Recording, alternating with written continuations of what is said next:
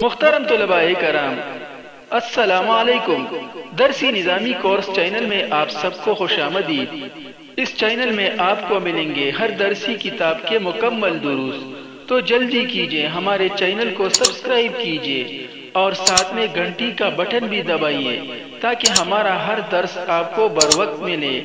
اللہ تعالی ہم سب کو سننے، سمجھنے، عمل کرنے اور اخلاص کی توفیق عطا فرمائے، آمین یا رب العالمین۔ تو آئیے پڑھتے ہیں آج کا درس۔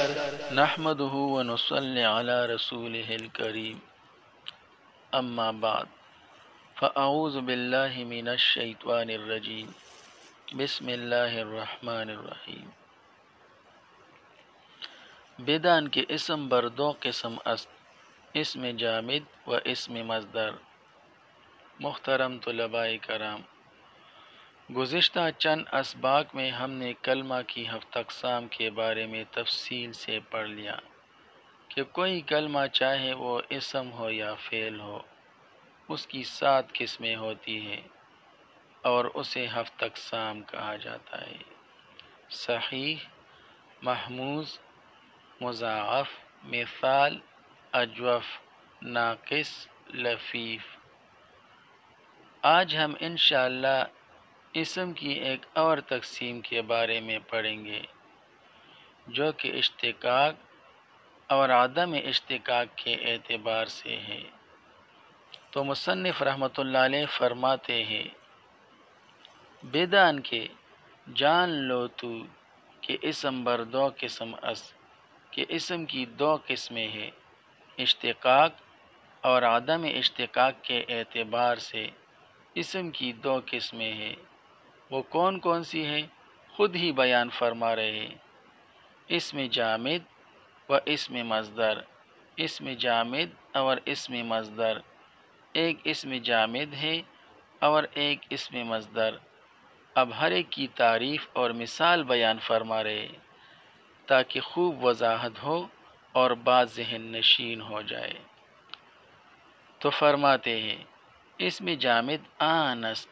اسم جامد وہ اسم ہے کہ ازوے چیزے کہ اس سے کوئی چیز اشتقاق کردہ نہ شود، مشتق نہ کیا جاتا ہو، کہ اس سے کسی چیز کا اشتقاق نہ کیا جاتا ہو، اس سے کسی چیز کو نکالا نہ جاتا ہو، و در آخر معنی فارسی او، اور اس کے فارسی معنی کے آخر میں، یعنی جب ہم اس کا فارسی میں معنی کریں تو اس کے آخر میں دال و نون، دال اور نون یعنی دن، یا تا و نون، تا اور نون یعنی تن، نہ باشد، نہ آتا ہو۔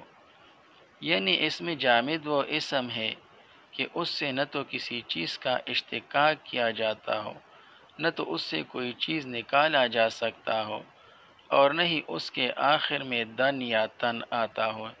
جب ہم اس کے فارسی میں معنی کریں تو اس کے فارسی معنی کے آخر میں نہ تو دن آتا ہو اور نہ ہی تن آتا ہو، کیونکہ یہ مصدر کی علامت ہے۔ چون رجل و فرس، مثلا رجل اور فرس۔ اب مصدر کی تعریف اور مثال بیان فرما رہے ہیں: مصدر آن است۔ مصدر وہ اسم ہے کہ ازوے چیزے کہ اس سے کسی چیز کا اشتقاق کردہ شود، اشتقاق کیا جاتا ہو، یعنی اس سے کوئی چیز نکالا جا سکتا ہو، و در آخر معنی فارسی او، اور اس کے فارسی معنی کے آخر میں، جب ہم اس کا فارسی میں معنی کریں تو اس کے آخر میں دال و نون، دال اور نون یعنی دن، یا تا و نون، تا اور نون یعنی تن، باشد آتا ہو۔ اسم جامد کے آخر میں جب ہم اس کا معنی کریں تو اس کے فارسی معنی کے آخر میں تو دال اور نون یعنی دن یا تا اور نون یعنی تن نہ آتا ہو، لیکن جب ہم مصدر کا معنی کریں، فارسی میں جب ہم مصدر کا معنی کریں تو اس کے آخر میں دن یا تن آتا ہو۔ چون الضرب زدن، دیکھیے زدن میں آخر، زدن میں جب ہم نے الضرب کا جب ہم نے فارسی میں معنی کیا یعنی زدن، تو اس کے آخر میں دال اور نون ہے، یعنی دن۔ اور والقتل کشتن، تو اب یہاں پر بھی آپ دیکھیے آخر میں تا اور نون آ رہا ہے۔ جس طرح اردو میں جب ہم کسی مصدر کا معنی کرتے ہیں تو اس کے آخر میں نہ آتا ہے، جیسے کھانا، پینا، اٹھنا، بیٹھنا، چلنا، پھرنا، یہ سب مصادر ہیں اور ان کے آخر میں نہ آ رہا ہے۔ تو اردو میں مصدر کی علامت یہ ہے کہ اس کے آخر میں نہ آتا ہو، اور فارسی میں مصدر کی علامت یہ ہے کہ جب ہم کسی لفظ کا فارسی میں معنی کرے تو علامت یہ ہے کہ اس کے آخر میں نون، دن یا تن آتا ہو۔